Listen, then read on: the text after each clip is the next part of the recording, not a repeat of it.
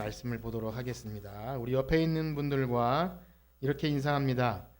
회개를 회복합시다. 회개를 회복합시다.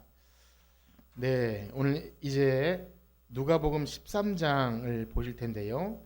말씀드린 대로 우리가 읽은 부분은 누가복음 9장부터 출발해서 18장까지 예루살렘을 향한 여행의 구도 속에서 예수님이 말씀하고 계세요. 그 노정에서 그렇게 여러 가지 사건과 교훈과 만나는 사람들을 통해서 이야기하시는데, 즉 예수님께서 이 땅에 공생애를 사시면서 행하신 모든 여정은요, 십자가를 향하여 가고 있죠. 예루살렘은 십자가입니다. 그렇게 십자가를 향해서 걸어가는 이 땅의 성도들, 예수님 따라서 걸어가는 성도들의 삶과 제자들의 삶이 어떠해야 하는지를 계속해서 말해주고 있습니다. 그러나 우리가 놓치지 말아야 할 것은 이 십자가의 길이 바로 하나님 나라의 백성으로 살아가는 길이라는 것이 마치 우리가 고행을 하고 또 어떤 노력을 해서 구원을 얻고자 함이 아니라 이미 구원 얻은 성도들에게 주어지는 것입니다. 거듭나고 하나님 나라의 백성들만 기쁨으로 내 몫에 태인 십자가를 지고 가는 것이지, 이런 고행을 내가 해냈더니 구원을 이루는 그런 것이 결코 아니라는 거죠. 그러므로 우리가 계속되는 이 말씀과 교훈들을 특별히 이 마지막 때를 살아가면서 우리 항상 마지막 때라는 것을 잊으시면 안 됩니다. 계속 11장, 12장 연결되는 것이 바로 마지막 때를 향하고 있어요. 이 세상에서 우리가 도대체 구원받은 성도로 어떠한 관계를 맺고 살아가야 하는지, 또 우리가 포기해야 할 것은 무엇인지 말씀드렸죠. 물질과 사람과 어떤 그런 것들. 그러나 그럼에도 불구하고 그 안에 이미 임한 하나님 나라 때문에 감사할 수 있는 것, 그런 것이 포기되어져도 여전히 나에게 힘을 주시는 분은 하나님이시기 때문에 살아갈 수 있는 힘과 용기가 위로부터 온다. 그것을 또 오늘 이 시간에 경험하는 여러분들 되시길 축복합니다. 우리 1절부터 3절까지를 다시 한번 읽어보겠습니다. 1절에서 3절 시작. 그때 마침 두어 사람이 와서 빌라도가 어떤 갈릴리 사람들의 피를 그들의 제물에 섞은 일로 예수께 아뢰니, 대답하여 이르되 너희는 이 갈릴리 사람들이 이같이 해 받음으로 다른 모든 갈릴리 사람보다 죄가 더 있는 줄 아느냐? 너희에게 이르노니 아니라 만일 바 이와 같이. 아멘. 그때 마침 두어 사람이 와서, 그렇게 시작하죠. 우리가 이제 누가복음을 조금 보셨다면 느낌이 생기셔야 돼요. 뭐냐면 이렇게 누가는 특별한 사람들의 물음이나 이런 걸로 이렇게 이야기를 시작하는구나. 그래서 이제는 제자들이 묻기도 하였고, 때로는 바리새인들이 묻기도 하였고, 어떤 사람이 갑자기 와서 형과 유산을 나누어 달라고 이렇게 시작하는 구조. 그래서 성경 이게 장절이 몰라도 이 본문만 딱 봐도 이거 누가복음이구나 이런 생각이, 물론 다른 데도 나오지만 이런 특징이 있다는 것을 생각하시면서, 방금 우리가 읽은 이야기는요 굉장히 특수한 이야기입니다. 빌라도가 제물에 피를 섞다, 굉장히 특별한 일인데 이런 거예요. 굉장히 긴급한 특수한 뉴스지요. 우리도 살아가면서 정말 황당하고 어이없는 뉴스가 나오면 도대체 이것을 신앙적으로 어떻게 해석해야 되는가, 이런 일이 때때로 있어요. 그래서 온라인 상에도 이렇게 갑론을박이 이렇게 이어지고, 또 설교 중에도 이런 것이 어떻게 해석되어져서 어떤 목사님마다 이러이러한 말을 했다가 좀 이렇게 비난을 받기도 하고, 어쨌든 그런 사회적인 이슈, 그런 겁니다. 그러나 우리는 이러한 일에 매우 조심해야 합니다. 섣부른 판단은 굉장한 실수도 불러일으키지만 누군가에겐 굉장히 상처를 주고요, 무엇보다 복음이 전해지는 통로가 막히게 되기도 합니다. 어찌되었든 이 이야기는요, 이 총독 빌라도가 어떤 갈릴리 사람들의 피를 그들의 제물에 섞었다. 그러니까 정말 피를 섞었다기보단 어떤 거냐면, 이게 누가복음에만 등장하기 때문에 좀 특수한데요. 다른 번역본에 보면 이렇습니다. 빌라도가 제사 드리러 온 갈릴리 사람들을 성전에서 학살한 거죠. 그래서 얼마나 잔인했으면 예루살렘 성전 제사는 피의 제사 아닙니까? 그게 섞일 정도로 그렇게 참 처참한 어떤 학살 사건이 있었다. 거기까지밖에 알 수가 없어요. 어떤 역사 기록이나 이런 게 있지 않습니다.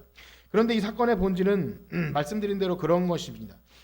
하나님 믿는 사람들이 정성스럽게 제사 지내러 왔는데 어찌 성전에서 이방 왕이 그를 끔찍하게 살해할 수 있는가라는 충격에 빠질 만한 일이죠.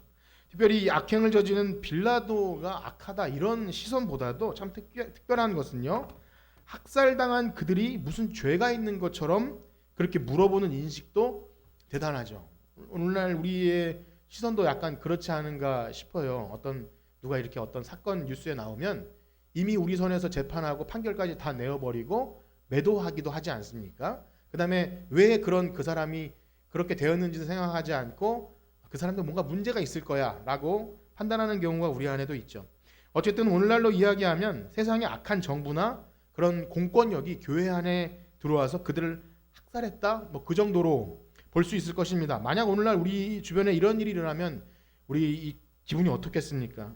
우리 과거에는 그런 좀 끔찍한 역사가 있었고 지금도 세계 도처에 일어나고 있는데, 저기 경기도 화성이라는 곳에 가면 이 제암리라는 곳이 있습니다. 저희 거기서 군생활을 근처에서 가끔씩 지나다녔는데 국사책에도 나온 기록이 있는데, 그 제암리 교회 성도들을 다 불러 모아요. 일본 군들이 3.1 만세 운동과 약간 그 평택에서 벌어진 만세 운동과 관련되었다고 해서 그들을 다 교회에 몰아넣고 밖에서 문을 걸어 잠그고 막 총을 난사한 거예요. 그냥 100% 딱 순교합니다.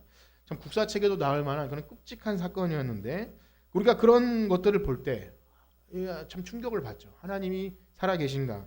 요즘도 세계 도처에는요 그런 일이 굉장히 많이 일어납니다.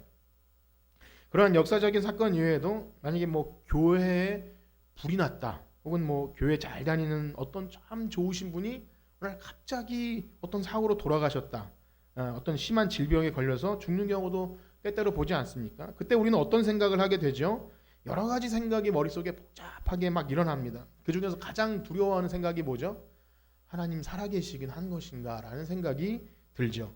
혹시 저들은 무슨 우리가 모르는 잘못한 것이 있기에 심판을 받은 것인가 라고까지 생각합니다. 그 대표적인 사람이 바로 욥이죠. 욥.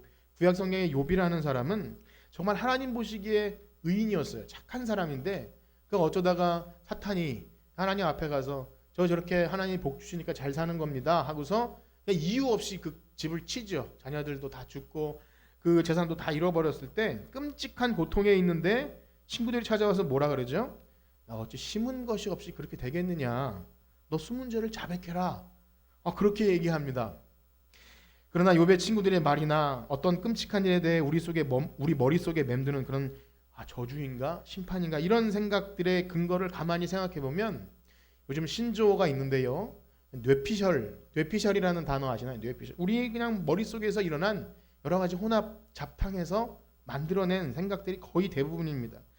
그래서 예수님은 또 하나의 이야기를 들려주십니다. 우리 4절과 5절을 한번 같이 읽어보겠습니다. 4절과 5절. 남자분들이 한번 읽어볼까요? 남자분들이 시작. 치어 죽은 18사람이 예루살렘에 거한 다른 모든 사람보다 죄가 더 있는 줄 아느냐? 너희에게 이르노니 아니라 너희도 만일 회개하지 아니하면 다 이와 같이 망하리라. 아멘. 역시 이 사건도 역사적으로 어떤 것인지 정확히 이렇게 기록은 안 되어 있습니다. 실로암 망대가 무너져서 18명이 죽은 사건이죠. 누가복음에는 등장하는데 실로암 망대를 짓다가 그랬는지 아니면 뭐 이렇게 일하다가 그랬는지 정확치 않지만 대형 인명사고가 발생합니다. 그럼 당시 유대인들의 가지고 있는 그 성경적인 가치관만 해도 누가 이렇게 사고를 당하면 그것이 누구의 죄 때문이다라는 생각은 원래 맞지가 않아요. 성경에도 보면 에스겔이나 이런 데 보면 아비가 신포도를 먹었는데 그 아들의 이가 시겠느냐 하면서 사람은 각자 자기 죄로 심판을 받습니다. 그러하기에 이게 어떤 죄 때문이다 이렇게 연결이 안 되지만 그들의 어떤 혼합적인 생각들이 이건 분명히 뭔가 하나님 앞에 저주받을 짓을 한 거야 이런 생각을 하게 되죠. 그렇기 때문에 그런 생각이 어떻게 연결됩니까? 자연히 저 사람들은 벌 받고 나는 안 받았으니까 나는 좀 나은 사람인가 보다 하는 행위와 공로와 율법주의로 갈 수밖에 없는 것입니다. 그래서 유대인들도 아마도 그들이 무언가 죽을 만한 잘못이 있기에 그렇게 된 것이 아니겠느냐. 그래서 요한복음에도 보면 그 날 때부터 맹인된 사람이 있을 때 예수님께 그렇게 묻죠. 이 사람의 죄 때문에 맹인된 것입니까? 아니면 그 부모의 죄 때문입니까? 이렇게 물어보는 근거가 그거예요. 뭔가 원인이 있겠다. 역시 이 사건을 통해서 사람들의 생각, 그 머리 돌아가는 것은요, 우리 일상에서 살아가는 우리의 생각과 별반 다르지 않습니다. 우리도 그런 생각을 많이 합니다. 사실상 여기 18명이라는 숫자도 적은 숫자는 아니지만 우리 주변에 이 사건과 비교하면 얼마나 끔찍한 대형 인명 사고가 많이 발생합니까? 한꺼번에 여러 사람이 죽는 그런 재앙과 그런 일들, 그것이 자연재해일 수도 있고 또 테러로 얼마나 총기 사고, 막 미국이나 이런 데 보면 총 들고 들어가서 학교에서 난사를 하고, 또 가끔씩은 안전 불감증에서 나오는 사고, 또 그런 소식을 들을 때마다 어떤 뭐 사람의 종교나 믿음과 관련 없이 어찌 세상에 이런 일이 있을 수 있나, 그리고 하나님은 살아계시긴 한 걸까, 이런 생각에 고민에 빠지죠. 그렇게 잊혀질 것 같지 않았던 사건인데 벌써 8주기가 된 그 세월호 사건을 기억하면 그 어린 학생들이 그 바다에 그냥 산채로 수장되지 않습니까?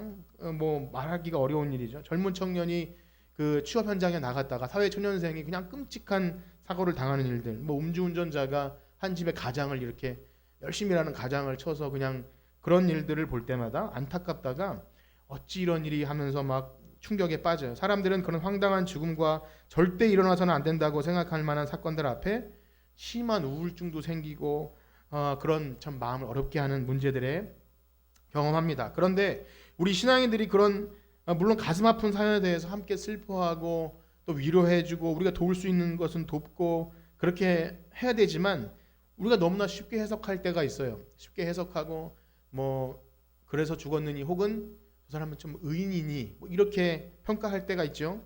우상 섬기는 나라의 자연재해를 가지고 마치 이 저주받은 일처럼 얘기하기도 합니다. 우상 많이 섬기는 나라에서 그렇게 된 것인가? 또 다른 종교의 건물이 불타고 뭐 법당이 불타고 혹은 학살당하는, 다른 종교인들이 세계에서 학당당하는 일이 있을 때 마치 하나님의 저주가 임한 것처럼 속단하기도 합니다. 그러나 여러분 생각해 보세요. 교회도 불탈 수 있지 않습니까? 교회도 불타고 교인들도 끔찍한 학살도 당하기도 하고 사회에 큰 무리를 일으키기도 합니다. 그러면 그땐 이렇게 말해야 되나요? 이방신이 더 강해서 하나님 신이 진 건가? 보호를 못 받았나라고 말하진 않지 않습니까? 그렇습니다. 우리가 이러한 일에 함부로 판단할 수 없죠. 오히려 우리는 이런 안타까운 사고 앞에서 정말 복음을 듣지 못하고 죽은 안타까운 그 영혼에 대한 그런 불쌍히 여기는 마음, 그것이 있어야 할 줄 믿습니다. 우리가 이 땅에 성도로 살아간다는 것은 어떤 일에든 참 더 겸손하고 진지하지 않으면 그 입으로 참 많은 범죄를, 생각으로 많은 범죄를 일으키죠. 그래서 예수님은 이 두 사건들에 대해서 마땅히 품을 그 이상의 생각을 품지 말고 동일하게 반복해서 하시는 말씀이 무엇입니까? 첫 번째 말씀이 그거였죠. 그들이 다른 사람보다 더 죄가 많아서 그렇게 된 것이 아니다. 착각하지 마라. 더 죄가 많아서 그런 게 아니라 너희들도 그렇게 될 수 있다. 만약 죄가 많아서 그렇게 심판이 임했다고 말하려면 과연 우리는 더 오래 살아남을 만한 착한 사람들인가를 생각할 수밖에 없죠. 그럼 그렇습니까? 우리가 그렇게 끔찍한 사고를 당한 사람보다 더 오래 살아남을 만한 그런 사람들입니까? 그렇습니다. 우리는 너무나 쉽게 내가 저 사람보다 조금은 나아서 이지금 살고 있다고 하는 그런 황당한 생각을 할 때가 있죠. 오히려 예수님은 또 뭐라고 말씀하십니까? 두 번째로 이런 말씀하시죠. 3절과 5절에 이렇게 반복됩니다. 너희에게 이르노니 아니라 너희도 만일 회개하지 아니하면 다 이와 같이 망하리라. 참 두려운 말씀이죠. 그럼 끔찍한 사고 앞에 뭘 하라고요? 회개하지 않으면 너희도 이같이 망하리라. 그렇습니다. 우리가 자주 잊어버리는 것이 있습니다. 과연 이 땅에 하나님의 진노를 피해갈 만한 의인이 있습니까? 없어요. 그 누구도 없습니다. 안타까운 죽음 당한 사람 앞에 우리는 위로하고 얼마나 착했는지를 이야기하는 건 좋지만 혹 그들이 의인이었다고 얘기할 수도 없고요. 어떤 선을 넘어서는 안 됩니다. 반대로 물론 세상에선 뭐 의롭게 남을 위해서 죽는 사람도 있고 비교적 착하게 살다 죽는 사람이 있지만, 그러한 죽음을 당했다고, 많은 사람들을 위해서 희생했다고 해서 의인이 된다면 예수 그리스도의 죽음도 헛되어지는 거죠. 그래서 좋은 일을 하다가 죽으면 저 사람은 천국 갔을 거야 라는 마음속에 인간의 마음은 듭니다. 그런 위로하고자 마음은 들지만 그런 일로 그런 것이 바뀌지 않습니다. 만약 그것이 가능하다면 누가 예수 그리스도의 십자가를 믿겠습니까? 반대로요.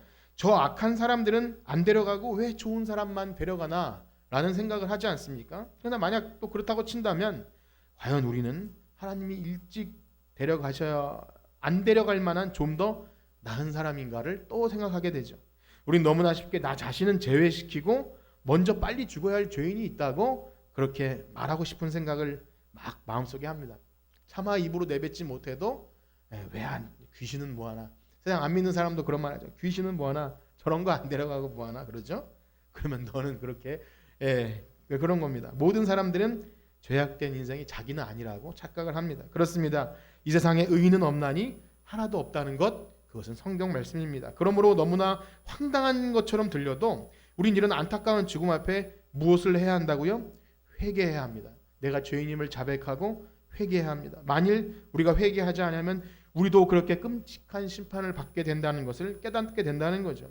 이것은 무엇을 말해줍니까? 반대로 그것은 하나님이 길이 참으심으로 우리에게 회개의 기회를 주신다는 거예요. 우리를 남겨두셨다면 길이 참으심으로 회개의 기회를 주셨다는 거예요. 우리 로마서 말씀을 같이 한번 읽어볼까요? 로마서 2장 4절과 5절입니다. 우리 이번엔 여성분들이 한번 읽어보겠습니다. 로마서 2장 4절에서 5절 시작. 너를 인도하여 회개하게 하심을 알지 못하여 그의 인자하심과 용납하심과 길이 참으심이 풍성함을 멸시하느냐. 다만 내 고집과 회개하지 아니한 마음을 따라 진노의 날 하나님의 의로우신 심판이 나타나는 그날에 이 말 진노를 내게. 아멘. 그렇습니다. 우리가 오늘을 살아가면서 혹 하나님의 인자와 자비를 경험했다면 이 나그네와 같은 인생길에서 우리가 감사할 일이 있지 않습니까? 구원받는 건 너무나 감사한데 또 감사할 일 주시면 하나님이 나에게 자비를 베푸실 때 무엇하라고요? 회개하라는 거예요. 나에게 인자와 자비와 감사한 일을 주실 때 회개하라는 거예요. 이런 은총 받을 만한 자격 없지만 주의 인자하심 힘입음으로 이제껏 내가 산 것도 주님의 은혜라 그렇게 살아있음에 감사하는 거죠. 오히려 하나님의 인자를 그 헤세드의 은혜를 받고서도 우리에게 회개함이 없다면 나는 이런 은총 받을 만한 자격이 있다고 말하는 것과 마찬가지이고, 그렇지 않은 사람보다 내가 낫다고 생각한다면 하나님의 인자하심과 용납하심과 길이 참으심, 긍성하심을 멸시하는 거라고 그렇게 말합니다. 그렇습니다. 우리는 하나님의 인자와 자비가 아니라면 그 억울하게 죽은 사람들보다 다른 사람들이 내가 죽었을 때 야 저놈 참 잘 죽었다라고 말해도 억울할 것이 없는 죄악투성이 인생임을 여러분 인정하십니까? 혹시 그것이 억울해서 죽었다가 벌떡 일어날 분은 안 계시죠? 잘 죽었어. 우린 다 그런 인생들이에요. 만약 그렇지 않으면 하나님의 인자와 긍휼과 오래 참음을 멸시한다는 겁니다. 그래서 예수님은 다음의 비유를 이어서 말씀하시죠. 우리 6절과 7절을 다 같이 한번 읽어보겠습니다. 13장 6절과 7절입니다. 시작. 이에 비유로 말씀하시되 한 사람이 포도원에 무화과나무를 심은 것이 있더니 와서 그 열매를 구하였으나 얻지 못한지라.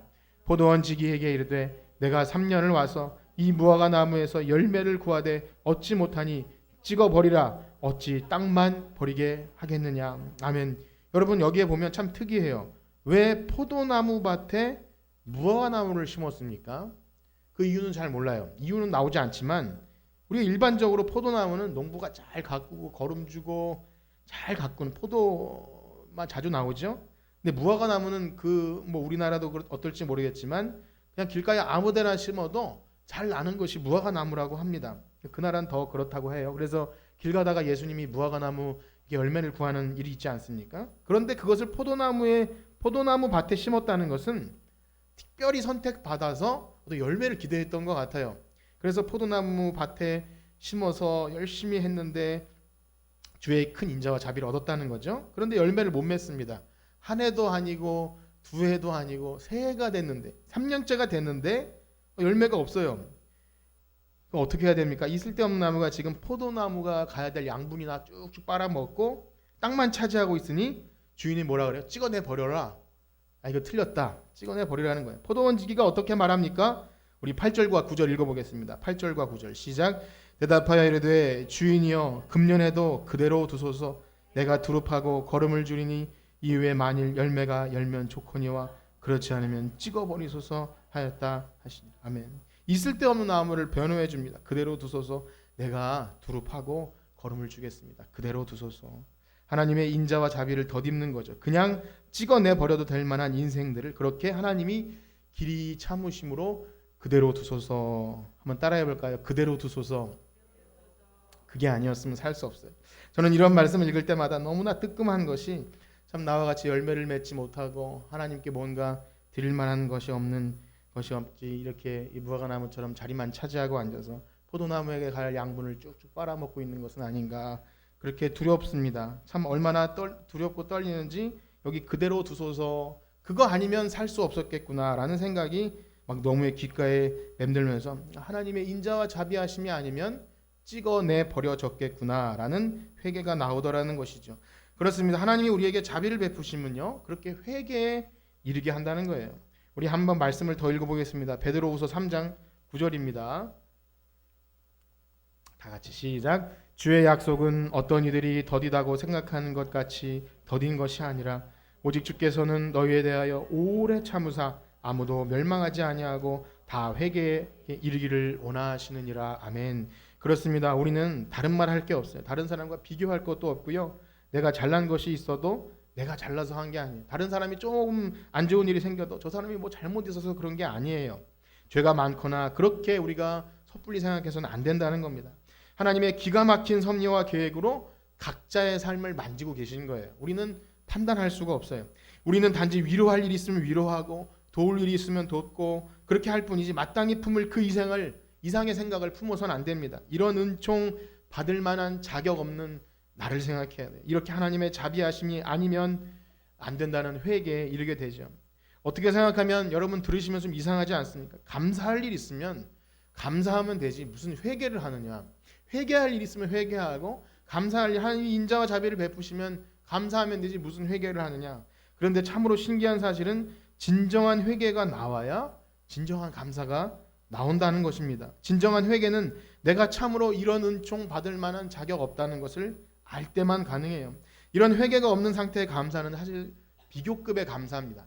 조금 이 정도는 안 다쳤으니까 그래도 다른 사람보다 조금 나으니까 다른 교회보단 코로나에 좀 견뎠으니까 더 사랑하시나 그런 것이 아니라는 거예요.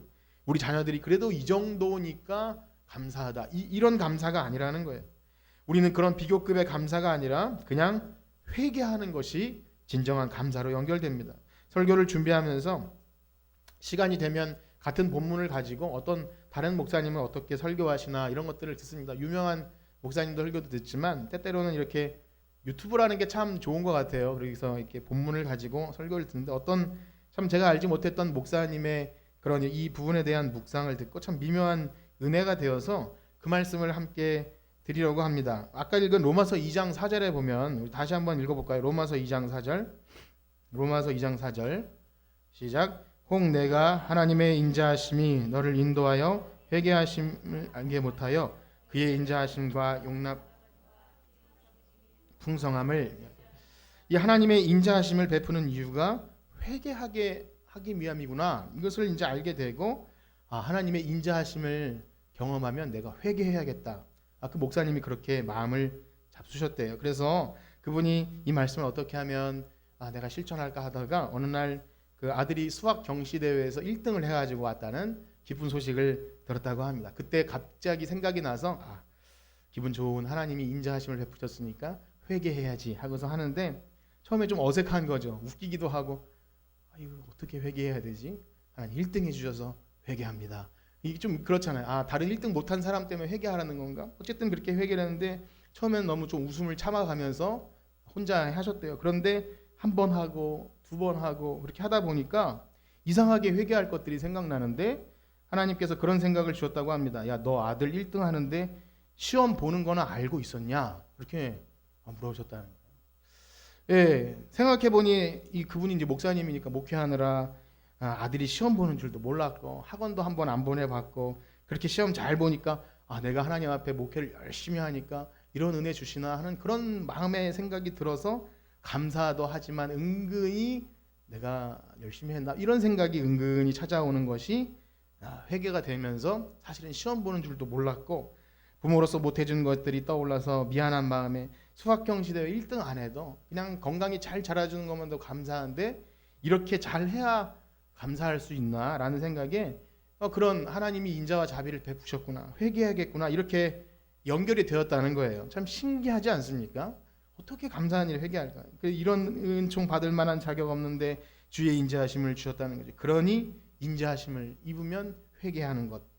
유치한 예 같지만 정말로 와닿는 것이 회개가 일어나지 않으면요, 은근히 내가 이런 은총을 받을 만한, 그래도 다른 사람보다 나은 것이 있어서 주신 줄 알고 착각하게 돼요. 하나님이 나 정도 되니까 주셨겠지. 그래서 어설픈 감사인데 약간 뭔가 섞인 감사를 하게 된다는 겁니다. 조금 불편한 일이 생기면 세상 다 망한 것처럼 얼굴은 불만에 가득 차 있으면서도 또 그렇게 그런다는 거죠. 그렇습니다. 우리가 당장 오늘 성경에 나온 그런 무서운 사고를 당해서 죽어도 사실은 할 말 없는 죄인이고, 가진 것 다 빼앗겨도 그냥 건강 잃어도 할 말 없는 죄인인데 어디에 원망할 수도 없고 의인 대접 받을 수도 없는, 여러분 그런 우리 자신을 인정하십니까? 예. 그러니 이런 나에게 하나님의 아들을 십자가에 달려 돌아가시도록 내어주셨고 그 영광스러운 하나님 나라를 나에게 주셨는데, 그것만 해도 벅차서 감당할 수 없는 은혜를 받은 사람인데, 거기다가 살아가면서 기대하지 않던 인자하심을 경험하면 어떻게 하라고요? 회개하라는 거예요. 기대하지 않은 인자하심을 경험할 때 회개하라.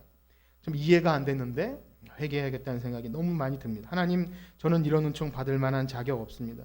죽어 마땅한 저에게 왜 이런 은혜를 주십니까? 하면서 할 때 삶에 진정한 감사가 나와요. 이런 은총 받을 만한 자격 없는데. 그러면서 우리의 불평과 원망과 그런 것이 감사로 바뀌어요. 초막이나 궁궐이나 그 어디나 하늘나라. 이거 사실 정말인가요? 초막이나 우리는 조금만 불편해져도 굉장히 원망 불평하잖아요. 초막이나 초막 풀떼기 얹어서 살려고 해보세요. 원망과 불평이.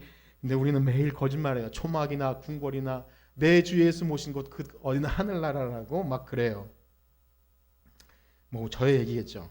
오늘날 우리 교회에서 회개의 선포와 회개의 촉구가 줄어들고 있다고 합니다. 과거에는 그래도 교회마다 부흥 집회나 그런 사경회가 열리고 설교 시간에 목사님이 회개를 선포하면 가슴을 치면서 통곡하고 자복하는 일들이 그래도 많이 있었는데, 이제는 회개의 선포가 부담스럽기도 하고 힘든 것인지 회개에 대한 설교는 찾아보기도 힘들다고 합니다. 설교가 마치고 우리 회개합시다 기도해도 약간 밍숭밍숭하면서 내가 뭘 그렇게 회개할 일이 있나, 예, 억울해서 우는 경우 있어도 내 죄 때문에 자복하고 회개하는 경우가 없지 않나, 그렇게 생각을 해봅니다. 그래서 결국 잘 되는 이야기, 복 받는 이야기, 위로하고 어설픈 비교급의 감사로 이만하면 된 거 아니냐고 그렇게 할 때 은혜 많이 받은 것처럼 포장되어지기도 합니다. 그것이 그렇게 될 수밖에 없는 여러 가지 이유 중에 하나가, 많은 여러 가지 이유가 있겠지만 기독교 안에 이 심리학과 상담학이 많이 들어올 때 어떤 문제 앞에 죄에 대해 접근을 하지 않는 것이 통상 일반화가 되어버려요. 죄의 문제는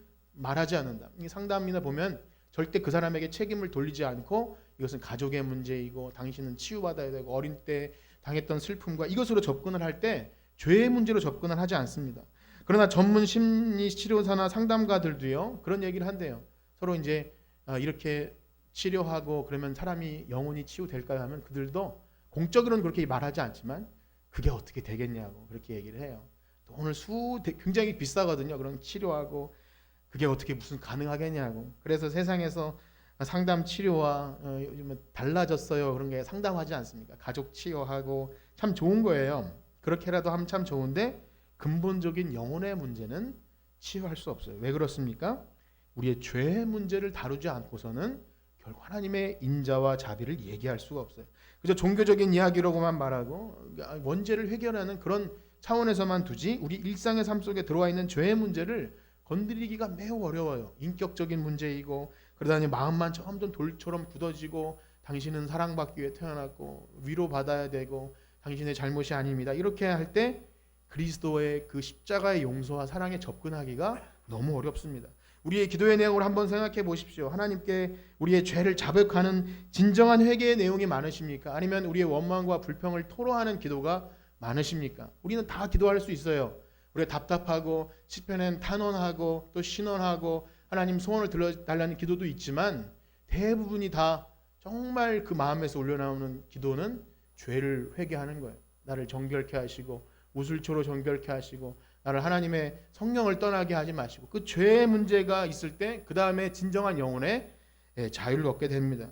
우리의 기도의 내용을 한번 생각해 보십시오. 새벽 기도하시는 분들이나 각자 집에서 기도하시는 분들이나 어떤 것을 놓고 기도할 때 하나님 앞에 진정한 죄의 회복과 통해 자복하는 것이 언제였습니까? 제가 여러분들에게 이렇게 회개의 기도냐고 있냐고 물어볼 때 저도 말씀을 준비하면서 가만히 생각해 볼 때 좀 부끄러운 것이 저 자신에게도 참으로 진정한 회개가 오래됐구나. 예. 그런 환경에 대한 문제와 사람에 대한 문제, 그래서 하나님 이 어려운 상황을 빨리 좀 벗어나게 해주세요. 이런 걸 가지고 묻고 기도하면서 하지만 문득 나에게 하나님 앞에 진정한 회개가 많이 없어졌구나. 그런 생각이 듭니다. 그런 순간에 그런 생각이 문득 떠올랐어요. 또 제 개인 얘기라면 참 죄송한데 전에 서재를 정리하다가 우리 어릴 때 가보면 이제 반성문을 많이 썼거든요. 반성문을 많이 쓰는데 거기 보면 이렇게 막 형제 자매들의 반성문이 많이 모여 있어요. 그래서 오래된 앨범 사이에 어떤 좀 굉장히 글씨 못 쓰는 반성문 하나를 딱 발견. 초등학생이 쓴 거예요. 읽어보니까 누가 썼는지도 모르고 제가 썼을 거라고 상상도 못한 그런 반성문을 하나 발견했어요. 거기 보니까 이래요. 아버지 죄송합니다. 저는 참 문제만 일으켜서 쓸데없는 존재인 것 같네요. 윤원수 집사님이 말씀하신 대로 저는 목회자 자녀로서 본도 안 되고 차라리 다른 교회 나가는 것이 맞다는 그 말씀이 맞는 것 같습니다. 제가 아버지 목회에 방해만 되는 거 참 미안하고 죄송해서 또 교회 나오지 말라고 하면 제가 안 나올게요. 그렇게 해놨어요. 전 참 감정이 풍부해서 어릴 때 하늘과 바람과 별같이 윤동주 씨 책을 좀 이렇게 그것만 다른 책을 많이 안 읽고 또 데미안이나 그런 책을 볼 때 참 그랬는데 어쨌든 그런 생각을 할 때 처음에는요 좀 화가 났어요. 이 어린 아이가 도대체 무슨 잘못이 있어서 회개를 하고 내 존재가 그렇게 하찮고 쓸데없다고 생각을 했을까라고 할 때 그 어린 아이를 위로해 주고 싶었어요. 넌 잘못이 없어. 넌 잘못이 없고 넌 위로받아야 돼. 그러다가 문득 드는 생각이 그런 거예요. 물론 그런 위로도 필요하겠지만 어린 아이도 회개할 줄 알아야 되죠. 어린 아이도 죄가 있고 그 죄를 회개하지 못하면 요즘에 얼마나 아이가 귀합니까? 너는 축복받고 위로받아야 되고 잘못이 없어. 넌 네 잘못이 아니야. 그렇게 얘기하니까 촉법 소년인가요? 그걸 이용해 먹지 않습니까? 나는 법에 저촉 안 받아. 그것도 문제이지만 기본적으로 하나님의 사랑을 알, 그리스도의 십자가의 사랑을 알 때 죄의 회개가 없이는 한 걸음도 가까이 나아갈 수가 없어요. 그래서 어릴 때 생각해 보니까 이렇게 그런 자료 하나가 어릴 때 생각나는데 어릴 때 신년 부흥성회가 되면 저 전가와 목사님인가요? 믿음의 집 가면 막 신년 부흥성회를 하면 이제 기도하지 않습니까? 어른들하고 손을 잡고 기도한 내용을 생각하면 회개를 그렇게 해요. 그렇게 잘못이 많았겠죠. 잘못도 많고 사고도 많아지고 그래서 요즘에 우리 집에 사고 많이 치는 애들을 보면 나의 모습이다. 그렇게 생각이 돼요. 아무튼 회개할 것이 많아요. 이렇게 막 할 때는 그때 그래도 감사한 것은 하나님께 위로를 받는 걸 어릴 때 경험한 하나님이 나를 위로해 주신다는 것을 조금씩 경험하죠. 회개가 없고 너는 괜찮아. 사람에게 이미 위로를 다 받았으면 하나님께 위로받을 일이 없는 거예요. 그래서 물론 잘못한 것도 많고 사고도 많고 문제도 많이 일으켰겠지만 감사한 사실은 어린 나이에 하나님의 위로하심을 경험했다는 것이 참 감사한 거죠. 그런 면에서 볼 때 오늘날 회개가 없지 않는가. 회개와 하나님 앞에 진정으로 자백함이 없으니까 언제나 나의 의만 드러나고 상황만 핑계를 대요. 저 사람이 문제고 저런 상황이 문제고 그때 하나님께 자백할 수 없다. 이렇게 생각을 하고 억울하고 답답하고 하나님 나에게 왜 이런 상황을 주셨습니까? 핑계 대다가 기도가 끝나버리죠. 그렇습니다. 사랑하는 여러분, 이만하면 우리 잘 살고 있는 건 아닙니까? 이런 은총 받을 만한 자격 없는 우리가 정말 주의 인자하심을 충분히 넘치고 흔들어서 눌러서 받은 것 같아요. 오히려 회개하지 아니함으로 하나님의 인자와 자비와 긍휼을 멸시하는 것 같아요. 우리가 회개하지 아니함으로 그렇게 됩니다.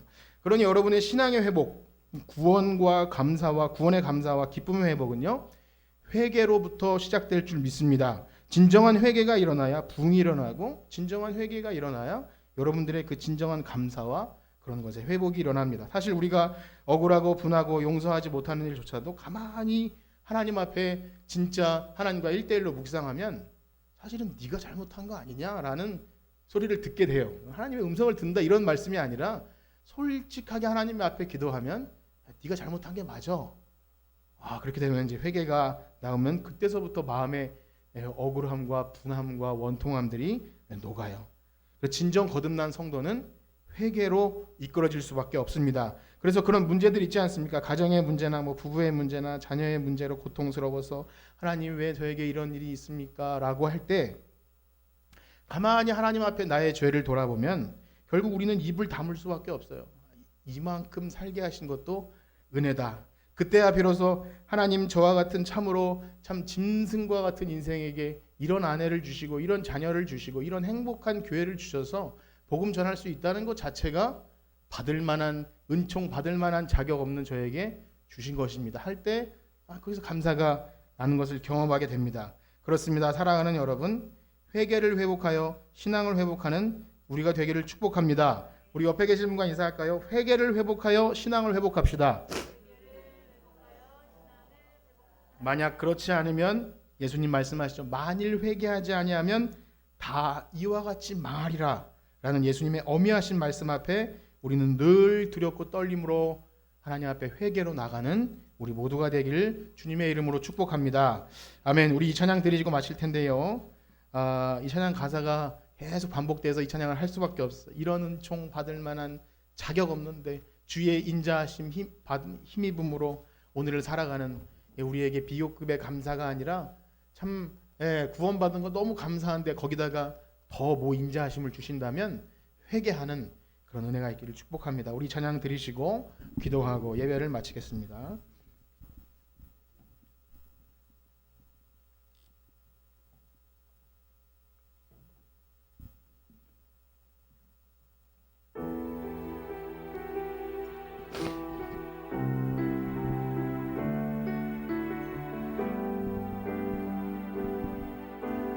내게 주어진 하루를 감사합니다. 내게 또 하루를 허락하시는 이 하루도 헛되이 보내지 않으며 살기 원합니다.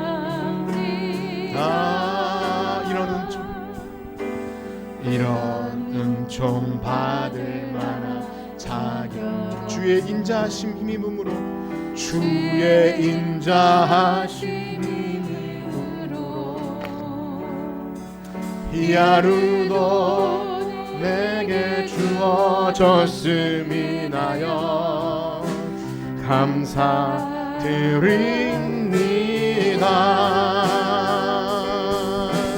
이 하루도 정직하게 하소서.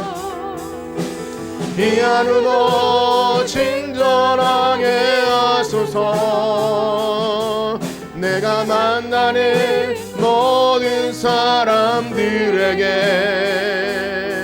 자비를 베풀게 하소서. 이 하루도 온유하게 하소서.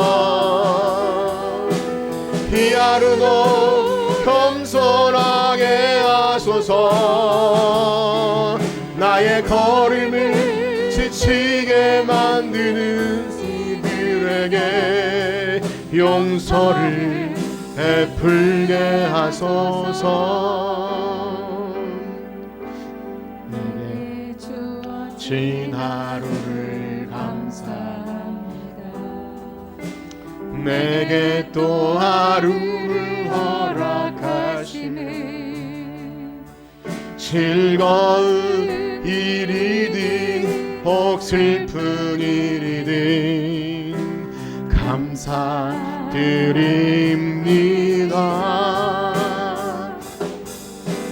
비록 이 하루가 나를 울린다. 원망의 마음 품지 않을 이유는 원망의 마음 품지 않을 이유는 나의 주님 이 모든 일을 주와 선을 이루심이라. 선을 이루심이라. 아멘. 이 하루도 평화롭게 하소서. 이 하루도 강건하게 하소서. 험한 폭풍이 몰아 바치는 중에도 평강을 누리게 하소서. 이 하루도 성실하게 하소서. 이 하루도 순종하게 하소서. 나의 마음 아프게 만드는 이들에게 은총을 베풀게 하소서. 행복을 빌게 하소서. 아멘. 우리 들으신 말씀 가지고 기도할 때 하나님, 우리가 참 교만하고 회개할 줄 몰랐습니다. 이런 은총 받을 만한 자격 없는데 주신 건 너무나 감사한데 없는 것 가지고 또 불편한 것 가지고 너무 하나님을 없인 여겼습니다. 하나님, 회개합니다. 이 시간 우리의 마음을 다해서 이런 은총 받을 만한 자격 없는데 주시는 은혜에 감사하면서 이 사랑을 나누며 사는 우리 모두가 되게 하여 주시옵소서. 그렇게 우리 마음을 다하여 기도하겠습니다. 하나님, 감사합니다. 우리에게 주시는 은총 기억할 때 우리는 회개할 수밖에 없습니다. 우리와 같은 죄인에게 어찌 이런 너무나 놀랍고 큰 은혜를 주셨는지. 하나님, 나라를 우리에게 허락하셨고 하나님, 사랑하는 아들 예수 그리스도를 십자가에 주시면서까지 우리를 사랑하여 주셨는데 하나님, 우리가 무엇이 잘났다고 이 땅에 살면서도 하나님 좋은 것 다 누리려고 하며 하나님, 내가 불편한 것 다 없어야 되고 내 마음에 들지 않는 것을 못 견뎌하는 미련함이 우리 안에 있지 않습니까? 하나님, 회개하게 하여 주시옵소서. 우리가 무엇이간데 주 앞에서 내 목소리를 내며 우리가 무엇이간데 주 앞에서 하나님 나의 잘남을 드러낼 수 있겠습니까?